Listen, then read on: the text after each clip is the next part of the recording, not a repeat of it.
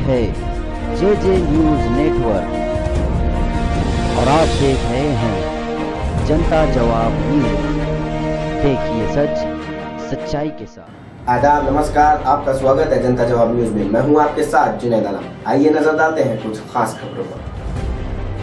बॉलीवुड के अभिनेता संजय दत्त ने मांगी माफी। मिली जानकारी के मुताबिक आगरा में चल रही संजय दत्त की फिल्म की शूटिंग के दौरान फोटो खींचने पर मीडिया कर्मियों से विवाद हो गया। इसी के चलते इनके गार्ड ने मीडिया कर्मियों से मारपीट शुरू कर दी। इसी वजह से मीडिया कर्मियों ने पास के पुलिस स्टेशन में रिपोर्ट दर्ज कर दी।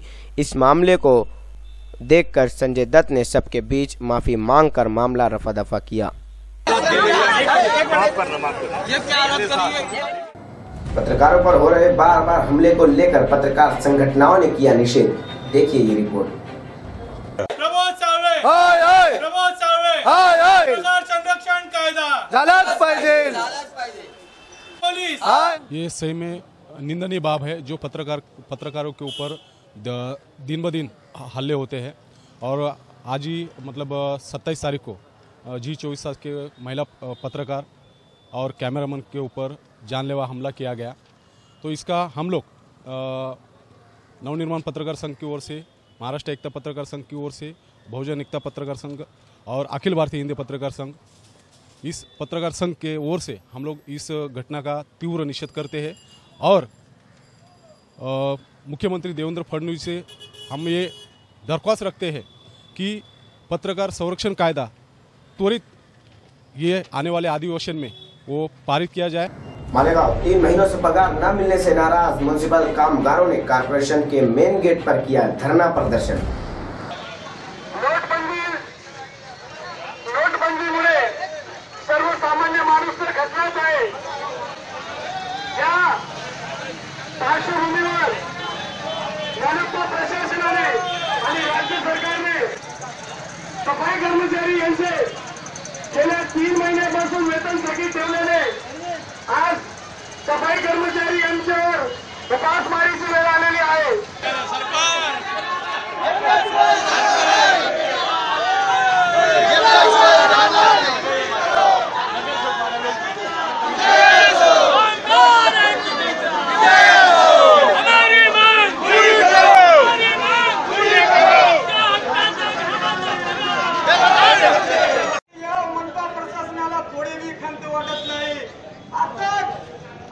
सफाई कर्मचारीपैकी एक कर्मचारी कॅन्सरने ग्रस्त होऊन मुंबईला टाटा हॉस्पिटलमध्ये ऍडमिट आहे।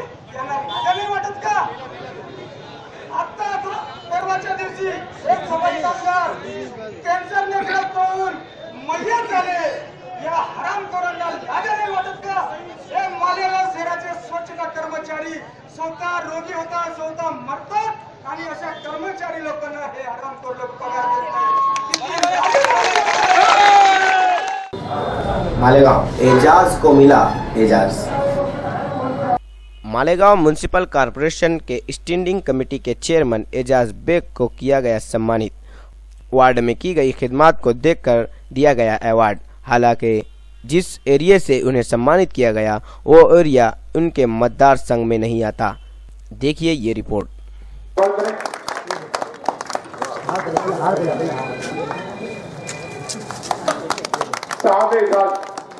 एजाज बेग उनका इस्तेमाल हो रहा है। हंसते हंसते चलता हूँ अंगारों पर, दुनिया वाले समझ रहे हैं पागल है। मालेगांव गुलशेर नगर टीपू में किया गया शिवसेना की शाखा का उद्घाटन। महानगर प्रमुख रामा मिस्त्री ने किया लोगों को संबोधित। कस्ती है पुरानी मगर दरिया के बाद हमारे अमीर मेंबर के हाथों सोमा अन्ना पहलवान साहब का फुलार, सोमा अन्ना पहलवान साहब प्रकाश भाव को हम आकर के जो फुलार किए, मैं सब लोगों का तहे दिल से शुक्रगुजार हूँ।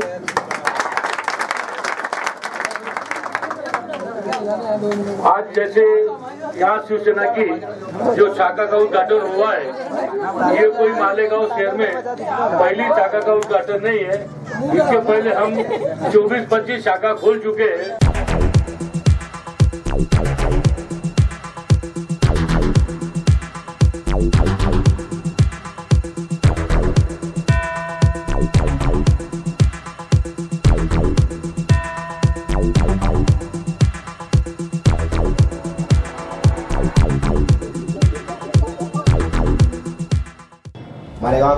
नंबर 18 के अयूब नगर में 68 ग्रुप और रॉयल 47 ग्रुप की ओर से किया गया blood donation camp. Malegaon ward number 18 के अयूब नगर इलाके में 68 ग्रुप की जानिब से शुक्रवार 3 मार्च को एक ब्लड डोनेशन कैंप किया गया, जिसमें सेवा ब्लड बैंक के लोगों ने सहायता की। इस कैंप की रहनुमाई AIT नाइट कॉलेज के टीचर कारी अतीक सर और इनकी टीम रॉयल 47 के नौजवान कर रहे थे, जबकि ये ब्लड कैंप इसराइल कुरैशी और 68 ग्रुप की कोशिशों से हुआ। हर खून देने वाले डोनर को 68 ग्रुप की जानिब से एक खूबसूरत गिफ्ट और सर्टिफिकेट दिया गया। मालेगांव के सैलानी चौक में MIM के प्रदेश अध्यक्ष सैयद मोइन ने लोगों को किया संबोधित। वहां पर एहसान जाफरी का कत्ल होता है और आज भी जकिया जाफरी कोर्ट के चक्कर लगाते लगाते इंसाफ की गुहार करते करते बूढ़ी हो चुकी है, लेकिन तुम उसके साथ हमदर्दी नहीं करते। पिछले 4 महीने से नजीब की मां अपने लख्ते जिगर को ढूंढने के लिए दिल्ली की सड़कों पर एहतजाज कर रही है, न तुम नजीब की मां के साथ में हमदर्दी करते। अरे तुमको तो सिर्फ मजहब इस्लाम के खिलाफ में शरीयत में मदाखलत करने के लिए कोई ना कोई बहाना चाहिए। आज शरीयत में मदाखलत की बात हो रही है।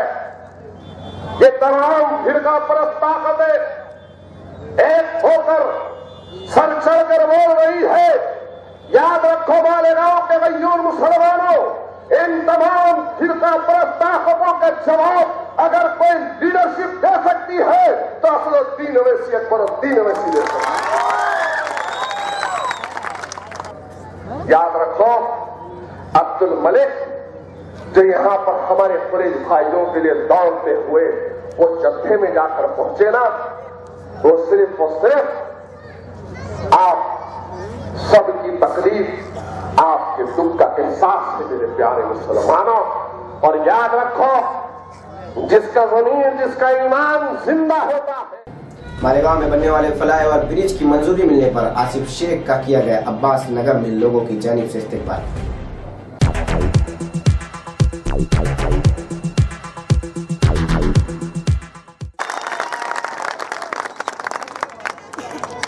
आप एक वीडियो नहीं बता सकते, असेंबली के अंदर ये मामले को उठाया नहीं बता सकते। 5 साल सिर्फ मेमोरेंडम देने से अगर कुछ हो, लेकिन सिर्फ लेटर देकर अखबारात की सुर्खियों के अंदर आप रहे। शहर की आवाम ने सोचा कि आप शहर का विकास, शहर का भलाई करेंगे, लेकिन आपने कुछ नहीं किया और शहर की आवाम ने आपको अपनी जगह बताया। अगर आपको सही मानों में शहर के अंदर सियासत करना है तो आज मैं इस अब्बास नगर से आपको यह चैलेंज देता हूं कि आप तामीर और तरक्की के नाम के ऊपर सियासत करो, जिस तरीके से कांग्रेस पार्टी करती है। और हम लोग तामीर की बात करते हैं, तरक्की की बात करते हैं,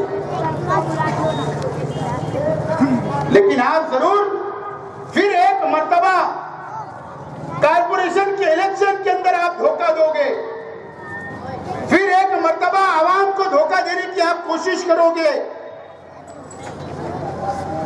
आप देखोगे आम की तरफ और बात करेंगे जाम की तरफ। ये शहर को बेवकूफ बनाने की बात आप करोगे। अल्लाह का एहसान है कि इस शहर के अंदर मुसलमानों की आबादी है, ईमान वालों की आबादी है।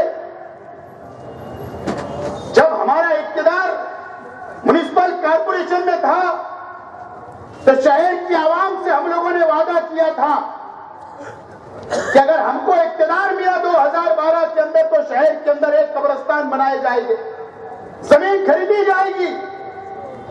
हम लोगों ने वादा पूरा करा। सर्वे नंबर 107 नया स्लाटर हाउस के पीछे 7 एकड़ जमीन खरीदी। हमारे इख्तियार के वक्त आधा पैसा हम लोगों ने जमीन मालिक को दिया। उसके बाद इख्तियार आपका आया, राष्ट्रवादी कांग्रेस पार्टी का आया। इन्होंने सिर्फ आधा पैसा भी 2.5 सालों के अंदर नहीं भर पाए। आज तक वो कब्रिस्तान शुरू नहीं हो सका। 4 मार्च मुंबई में एनसीपी और कांग्रेस के गठबंधन को लेकर होने वाली मीटिंग में मालेगांव से एनसीपी अध्यक्ष मुफ्ती इस्माइल मुंबई रवाना। मिली मालूमात के मुताबिक शनिचर 4 मार्च को मुंबई में एनसीपी के तमाम बड़े लीडरों और हर जिला हर शहर के अध्यक्ष को बुलाया गया है और उनसे मशवरा किया जाएगा कि कांग्रेस से हाथ मिलाने में क्या फायदा क्या नुकसान है।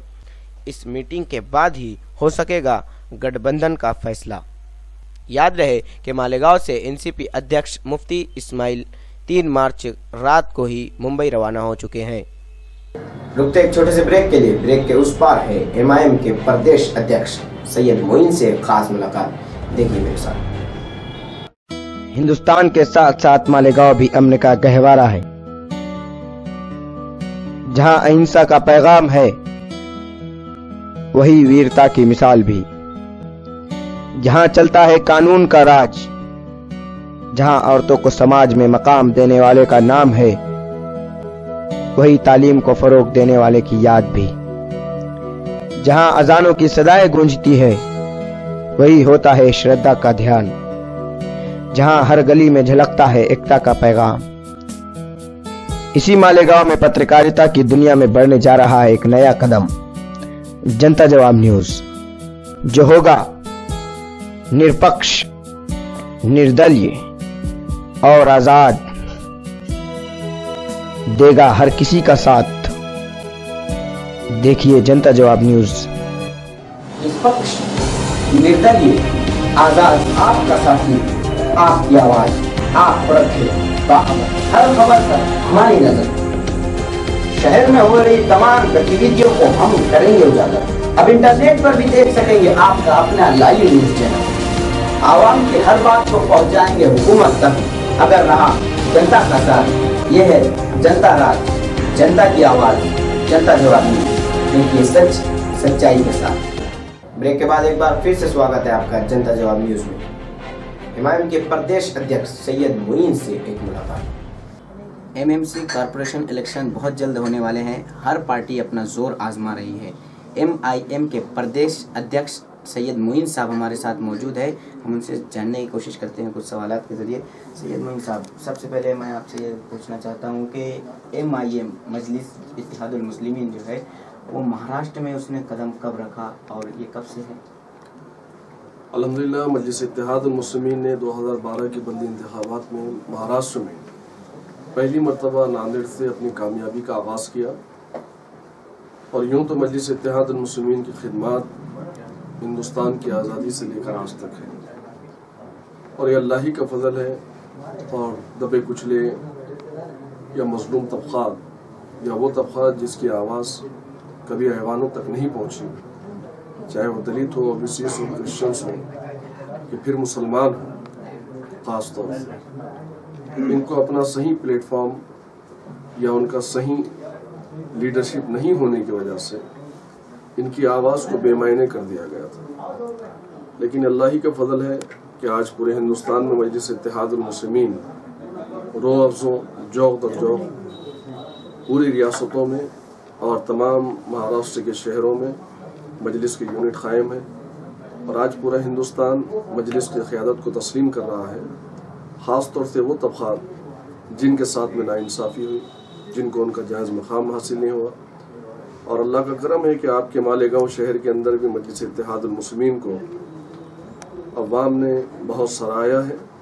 और आज का ये जलसा इसी बात की तरफ इशारा कर रहा था कि आने वाले दिनों के अंदर आपके बल्दिया में, यहाँ की नगर पालिका के अंदर मजलिस इत्तेहादुल मुस्लिमीन का सब्ज़ हलाली परचम लहराएगा यहाँ के इतिहास से। अगर आपका परचम सब्ज़ हलाली परचम, आपने जैसे कहा कि मजलिस का परचम अगर एमएमसी कॉरपोरेशन पर लहराया तो आप आगे क्या करने वाले, आपके क्या अज़ाइम हैं?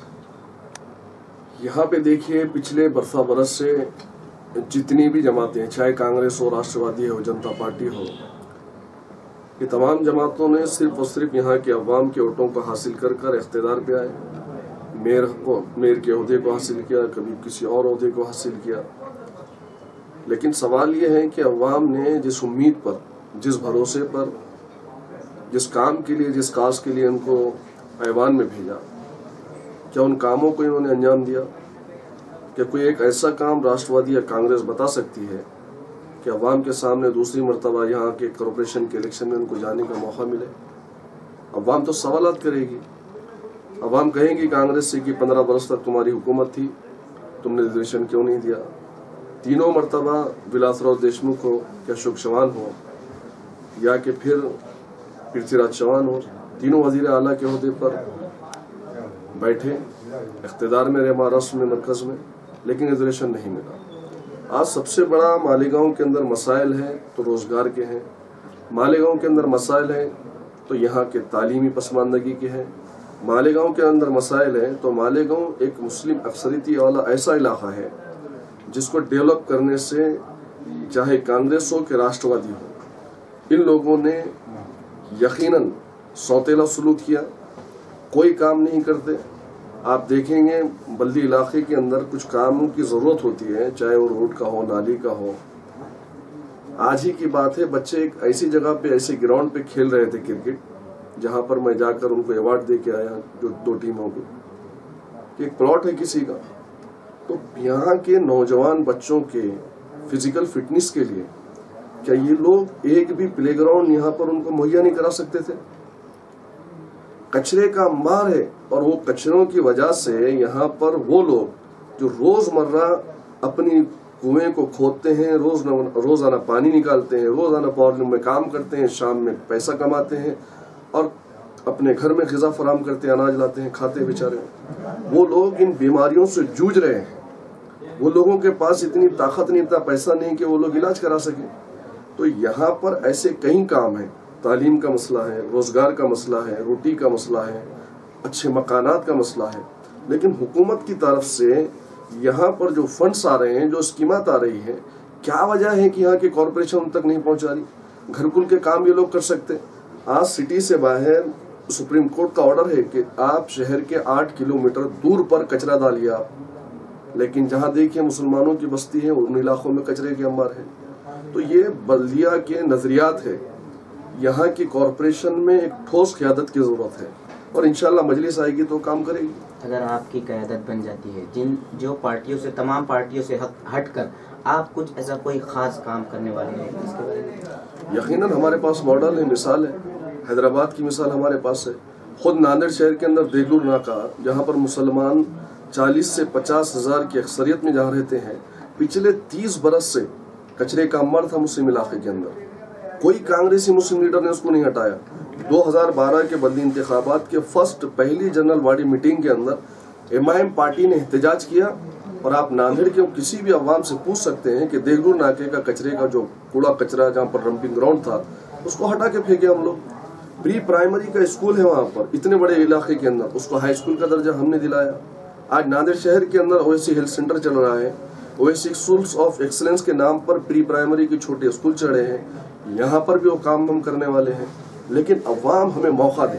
अवाम ने हर एक को आजमाया आज तक, एक मरतबा एमआईएम के लीडरों को, एमआईएम पार्टी को, अब्दुल मलिक साहब को यहाँ पर आजमाए, तो इंशाल्लाह देखेंगे आप किस तरीके से काम होता है। आवाम के नाम कोई पैगाम देना चाहिए? बस अवाम से यही कहूँगा कि हर एक का आपने साथ दिया, हर एक को आपने इख्तिदार में लाए, लेकिन उनसे आपको कुछ हासिल नहीं हुआ। मजलिस इत्तेहादुल मुस्लिमीन सिर्फ बोलकर सजे सजाए स्टोचों पे अपनी बयानबाजी को ख़त्म नहीं करती, बल्कि मैदान अमल में मजलिस इत्तेहादुल मुस्लिमीन वो जमात है जिसने हर महाज पे काम किया है, और मजलिस की खिदमात ही के ज़रिए से मजलिस आज पूरे हिंदुस्तान में जानी जाती है। आज देखेंगे आपके असम्बली के इंतखाबात के अंदर अकबरुद्दीन ओवैसी साहब ने अपने जलसे से खिताब करते हुए मालीगांव के अवाम से कहा था कि हम हारे या जीते, अल्लाह हमको कामयाबी दे या नाकामी दे, लेकिन हौसला तो देखिए, वो मिसाल तो देखिए कि ऐसा कौन सा सियासी लीडर है हिंदुस्तान में कि जो हारने के बाद भी अपने काम को जारी रखता है। आपके मालेगांव के अंदर ज़मीन खरीदी गई, इंशाल्लाह बहुत जल्द काम चालू होगा। भिवंडी में ज़मीन खरीदी गई स्कूल दवाखाने की तामीर के लिए, बॉम्बे में ज़मीन खरीदी गई। खुद मैं जहाँ से आया हूँ नांदेड़ शहर के अंदर, वहाँ पर स्कूल चल रहे हैं, दवाखाना चल रहा है, और एक बड़े जूनियर कॉलेज के लिए ज़मीन खरीदी गई स्कूल के लिए, और अच्छे स्कूल, अच्छे दवाखाने के लिए ज़मीन खरीदी गई। तो ये काम है, और अवाम काम को देखकर मजलिस के करीब आ रही है, और मुझे यकीन है इंशाअल्लाह ताला कि आने वाले दिनों में अवाम फैसला करेगी मजलिस के हक़ में, और यहाँ की फिजाओं में सिर्फ और सिर्फ पतंग लहराएगी। सैयद मोइन साहब ने जैसा कि कहा, वो काम करने वाले हैं। कारपोरेशन अगर उनको कब्जा मिलता है मालेगांव कारपोरेशन में, उनके हौसले बड़े ही बुलंद हैं, मगर देखना यह है कि पब्लिक क्या फैसला करती है। कैमरामैन इब्राहिम सुल्तान के साथ जुनैद आलम, जनता जवाब न्यूज़, मालेगांव।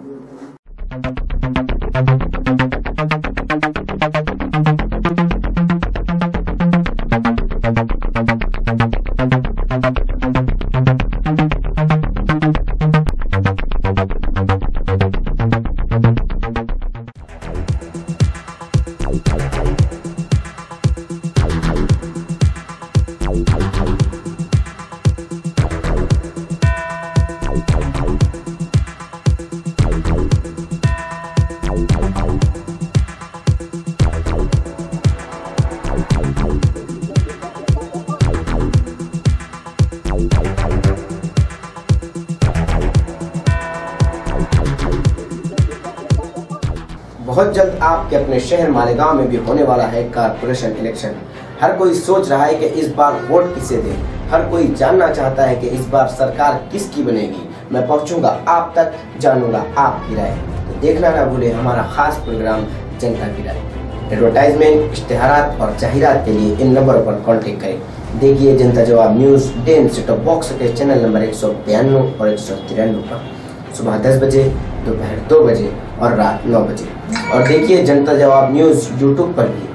देखिए सच सच्चाई के साथ। जय हिंद, जय महाराष्ट्र।